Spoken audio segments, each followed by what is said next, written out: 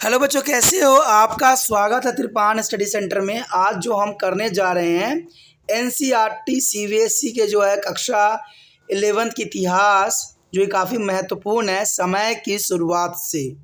ये इतिहास का चैप्टर है, यानी एनसीईआरटी जो है हम करेंगे सीबीएसई के क्लास 11 हिस्ट्री जो है from the beginning of the time. काफ़ी महत्वपूर्ण ये चैप्टर है और इसमें हम कुछ क्वेश्चनों को जो है हिंदी इंग्लिश दोनों ही माध्यम में आपके समक्ष प्रस्तुत करेंगे।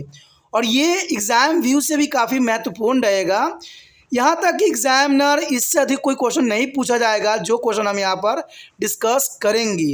लेकिन आपको पता है, चैप्टर स्टार्ट करने से पहले, क्वेश्चन डिस्कस करने से पहले एक बात जो मैं हमेशा कहता हूँ, जिसको आपको सोचना भी चाहिए, विचार भी करना चाहिए और इवन अमल भी करना चाहिए, वो ये है कि जब भी वीडियो देखिए पूरा देखिए, क्योंकि अधूरा जानकारी सदैव खतरनाक होता है। साथ में एक इंपॉर्टेंट बात ये भी रहता है, अगर आप पहली बार वीडियो देख रहे हो तो लाइक शेयर सब्सक्राइब करना मत भूलना, क्योंकि दोस्तों लाइक कीजिएगा तो बनाने वाले का मनोबल बढ़ता है, सब्सक्राइब कीजिएगा तो इससे ये होता है कि जब भी मैं कोई वीडियो डालूंगा उसका नोटिफिकेशन आपको समय रहते मिल जाएगा। और देखिए, शेयर का मतलब ये होता है कि आपके थ्रू ना जाने किन बच्चों को हेल्प मिल जाए, ये आप भी नहीं जानोगे, इसलिए जो है आप शेयर जरूर करो, ठीक है। व्हाट्सएप स्टेटस पे भी लगाओ। दोस्तों एनएसएस सेंटर जो कई मानने में बहुत से बच्चों के लिए हेल्पफुल है, चाहे वो 8th क्लास हो, 9th 10th 11th 12th हो, चाहे वो एनआईएस बोर्ड के बच्चे हों, ठीक है, चाहे बीए एमए के बच्चे हो, सभी क्लासों के लिए कुछ ना कुछ जो है त्रिपान सेंटर में उपलब्ध है। तो इसलिए आपके लिए ज़रूरी है कि आप सब्सक्राइब करके इसको चैनल को जो है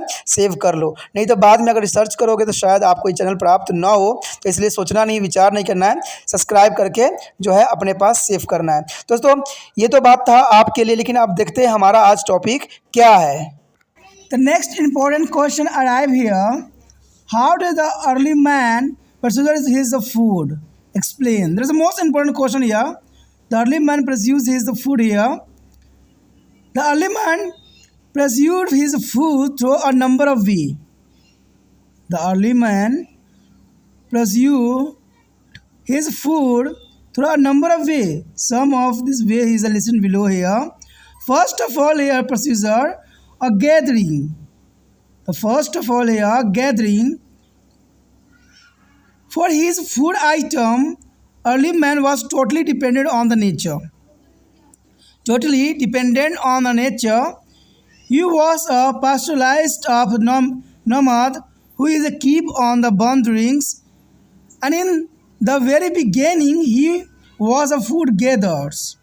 He gathered to the eatables from a tree and plants. You know that the early man totally dependent by the nature, and he is gathering his eatables from a tree and plants only. The main food item were seeds, nut, fruits, etc. That is the most important food item for early man. All these food item could be preserved, and there is a lack of evidence. The prominent role of food gathering was a play by women and children. There is the most important gatherings here.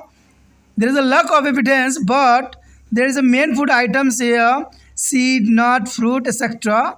There is a most important prominent role of the food gatherings play their women and the children here. The next here, scavengings, there is the most important here. Scavengings, there is the early man also pursues his food through the scavenging. They used to obtain food from the carcasses of those animals which has dead naturally or had been killed by the other larger animal, and they were used to eat their meat of small birds, eggs, and several kinds of insect. You know that there is a most important here, a squeezing method here. There is the animal has a deadly is a die for the naturally and has a killing to the other large animal. There is use of daily food item, and there is a main use here small birds, eggs, and several kind of insect. This is the most important. And the next here, the hunting. The hunting a pursuit of food through there is a hunting was also one of the best methods of obtaining food here. The hunting was mainly the dominance of new flock. It's important. The pursuit of food through the hunting was also one of the best method of obtaining food here. The hunting was mainly the domains of the man flock, and they used to be hunted small animals individually, but is a case of the hunting of large animals, a group effort were a keys to be success. You know that's the important point here. They used to be hunt the small animal individual, what the case of the hunting of large animals group effort were a keys of success. There is a grouping hunting here, and they hunting wild animals such as the wild horses, wild buffalo, rhinoceros, bear, and etc. animal they are hunting of early man here. They use a spear as tools made of stone to hunt a wild animal. We get the earliest evidence of well-planned hunting and watcheries of large animal from the box groves in the southern England and Scotland in Germany. That's the most important side here. About a 35,000 year ago, about a 35,000 year ago, there is some evidence of planet hunting that come from the European sites here. That's important. 35 years ago, there is evidence of planning hunting that are European sites. One such site of planning hunting is the Dolanis, is the Bastonniques and Syriac Republic. There's the most important sites here. There is a found the evidence of planning hunting. And the next year, the important. This site was situated in the close is a program mixed to be of rivers and where number of animal come to drink of water. There is a number of animal come to drink of water. Horse and the renadiers were used to become here to drink and cross the river during the autumn and spring migration. And this sport is the most important for the hunting site. And then there is a hunting on the large scale by the early human who were well aware about their movement. Know that there is a most important procedure here, the hunting of animal of survive of early man. The next point is important, fishing. Early man also obtain his food by fishing, and they catch fish from a river and ponds with their hands. Later on, the hooks and harpoons from their catching fish come into use. Know that first of all, here a fishing here, a catch of fish on a river and pond, there is a hand, and other later time there is used to hook and harpoons. There is a most important method here catching of fishes here.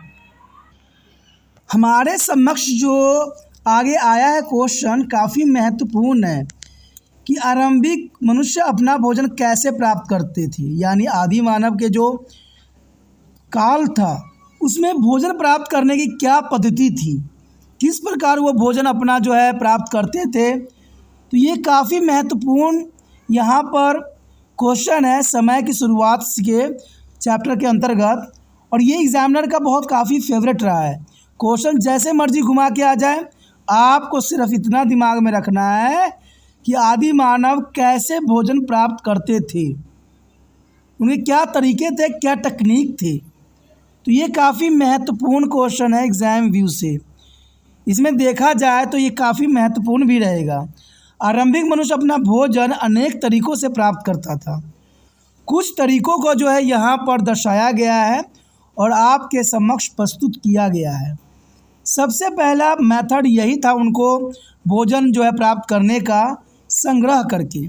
संग्रह जो है काफ़ी महत्वपूर्ण तकनीक है। कहते हैं आरंभिक मानव अपने खाद्य पदार्थ के लिए पूर्णतः प्राकृतिक पर निर्भर थी, क्योंकि उस समय कोई भी बनावटी चीज़ उनके समक्ष नहीं था, इसलिए पूरे के पूरे जो है नेचुरल सोर्स पे वो जो है निर्भर थी। वो एक चरवाहा खानाबदोश थी, यानी जहाँ उनको भोजन मिलता था वहाँ पर वो माइग्रेशन कर जाते थे, चले जाते थे। खानाबदोश का मतलब होता है कि जो समय समय पर अपने स्थानों को चेंज करते रहें और इस प्रकार जो है वो अपने भोजन प्राप्त किए करते थे। यानी देखा जाए तो आदि मानव जो लोग थे चरवाहा किस्म के थे, खानाबदोश थे, जो घूमता ही रहता था, कभी एक जगह वो स्थिर नहीं रहते थे।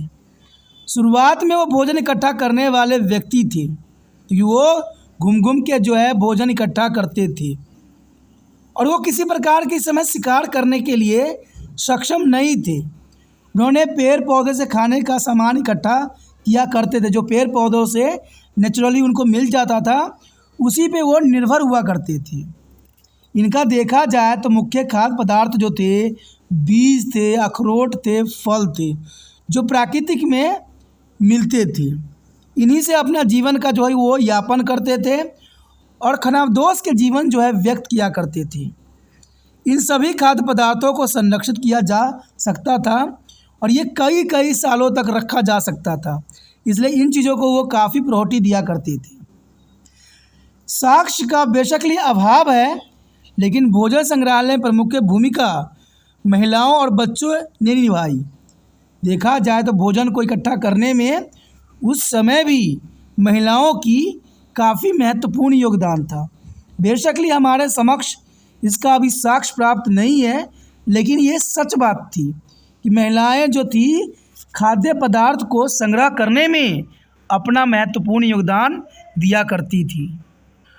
उसके पश्चात हमारे समक्ष आता है स्कैवेंजिंग, यानी इसका अर्थ ये होता है कि हम दूसरे मरे हुए जीव जंतु पे आश्रित रहते हैं। यानी देखा ही होगा कि आज के समय में स्कैवेंजिंग जो यूज़ होता है, सड़े गले पदार्थों पर जो है जीव रह के अपना जीवन यापन करते हैं। तो उस समय भी जो अर्ली मैन थे यानी आदि मानव थे, उनका भी जीवन कुछ इसी तरह से निर्धारित थी। आरंभिक मनुष्य अपना भोजन भी जो है सड़े गले पदार्थों के माध्यम से प्राप्त करती थी। ठीक है, अगर स्कैवेंजिंग का मतलब देखा जाए तो मैला ढोने के समान होते थे, यानी जो मरे गले चीज़ हुआ करते थे, दूसरे के शिकार हुआ करते थे, उस पर निर्भर होते थे। ये वे उन जानवरों के शवों से भोजन प्राप्त करते थे जो स्वाभाविक रूप से मर गए थे। यानी जो भी कोई जीव जंतु मर जाते थे उनको वो उनके मांसों को जो है अपना भोजन यापन करने के लिए यूज़ करते थे, या अन्य जानवरों के द्वारा मारे गए जीवों पर वो आश्रित होते थे। इसका उपयोग छोटे पक्षियों का मांस, अंडे और कई प्रकार के कीड़ों को खाने के लिए किया जाता था। तो जर्नल सी बात है, वो शिकार करने में इतना अधिक सक्षम नहीं थे, फिर जाके उनके अंदर शिकार की भावना पैदा हुआ। इसके पश्चात हमारे समक्ष आता है शिकार। देखिए, कहते हैं स्क्वेजिंग के बाद सबसे महत्वपूर्ण बात थी तो वो शिकारी बन गए, और शिकारी बनना काफ़ी महत्वपूर्ण उनके लिए साबित हुआ, क्योंकि अब जो है सड़े गले जीव जंतु या छोटे जीवों जंतु को खा के वो अपना जीवन यापन करने के स्थान पे वो बड़े बड़े शिकारों को जो है मारने लग गए, जो उनके जीवन के जो है रूल रेगुलेशन को ही चेंज कर दिया। कहते शिकारी जब बने वो, तो शिकार के माध्यम से भोजन प्राप्त करना भी भोजन प्राप्त करने के सर्वोत्तम तरीकों में से एक था। शिकार करना मुख्य रूप से पुरुषों का ही क्षेत्र था। यानी देखा जाए तो उस समय शिकार करने की जो पद्धति थी वो सिर्फ पुरुषों में ही निहित थी। स्त्रियां शिकार नहीं कर सकती थी, क्योंकि शिकार करने के लिए बहुत शक्तियों की आवश्यकता होती थी जो कि पुरुष में थे। और जर्नल सी बात, जो पशु का वो शिकार करते थे वो जंगली होते थे और बहुत ही खतरनाक होते थे, इसलिए महिलाओं को जो है शिकार करने की उस समय इजाज़त नहीं थी। पुरुष ही जो है मेन रूप से शिकार करने के लिए अग्रसर होते थे। अब वो छोटे छोटे जानवरों का शिकार व्यक्तिगत रूप से करते थे, लेकिन बड़े जानवरों के शिकार के मामलों में वो समूह प्रयास ही सफलता की कुंजी थी। यानी छोटे छोटे शिकार तो वो स्वयं ही कर लेते थे, व्यक्तिगत कर लेते थे, लेकिन जब बड़ा शिकार उनको मिलता था तो वो समूह में रणनीति के अनुसार और एक जो है प्लान के अंतर्गत कार्य करते थे। वो जंगली जानवरों जैसे जंगली घोड़े, जंगली भैंस, गेंडा, भालू आदि का शिकार बहुत ही सरलता के साथ करते थे और वो उनका मुख्य भोजन भी हुआ करता था। वो जंगली जानवरों का शिकार करने के लिए भालों और पत्थरों से बने औजारों का भी इस्तेमाल करते थे, जो उनका मुख्य औजार के रूप में आज भी जो है संग्रहित है।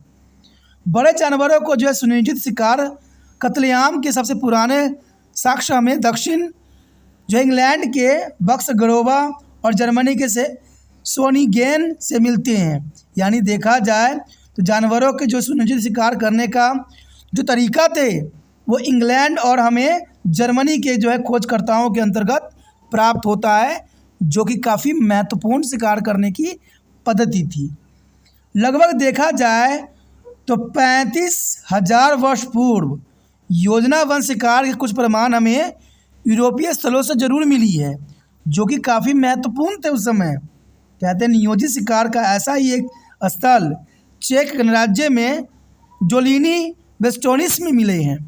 यानी देखा जाए तो 25,000 वर्ष पूर्व में योजनाबंदी शिकार का हमें प्रमाण यूरोपियों के कुछ स्थानों पर मिले हैं, जो कि उनके शिकार करने की जो है तरीकाओं को बदल के रख दिया।